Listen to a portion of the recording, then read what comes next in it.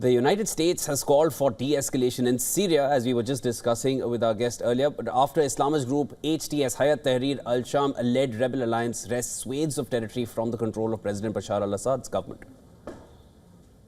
We don't want to see any country try and take advantage of the situation in Syria, to try to take advantage of the instability in Syria. We want to see all countries use their influence, use their leverage to push for de-escalation, protection of civilians, and ultimately a political process forward.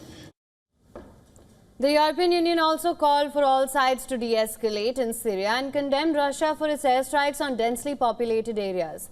In joint air raids with the regime of President Bashar al-Assad against the rebel offensive, UN Secretary General Antonio Guterres said he was alarmed by the violence and called for an immediate halt to the fighting.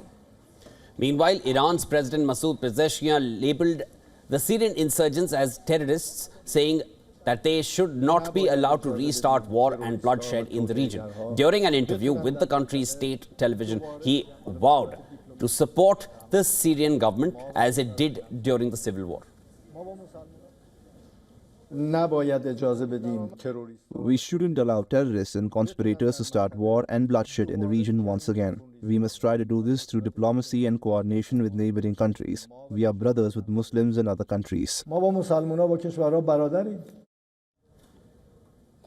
Syria's defense ministry said its troops are clashing with the rebel fighters in northern Hama countryside, as footage showed insurgents pushing into Hama province in central Syria. According to Syrian Observatory for Human Rights, the violence in Syria has killed 514 people, mostly combatants, but also including 92 civilians. The alleged Turkey-backed rebel fighters took over the Al-Narab and Quiris military airports in Aleppo. The insurgents could be seen outside Aleppo International Airport, tearing up pictures of Syrian President Bashar al-Assad at the entrance of the airport.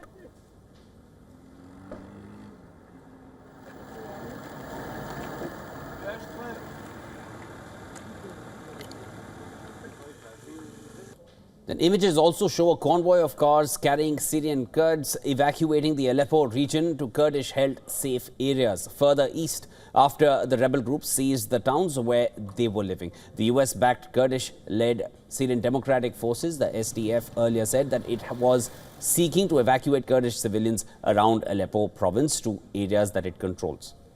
According to the UN's humanitarian agency, nearly 50,000 people have recently been displaced in Syria's Idlib and northern Aleppo. More than half of them children, as the situation is highly fluid. Rebel fighters led by the Islamist militant group Hayat Tahrir al-Sham HTS carried out a surprise sweep through government-held towns in Syria last week and reached Aleppo nearly a decade after having been forced out by Assad and his allies.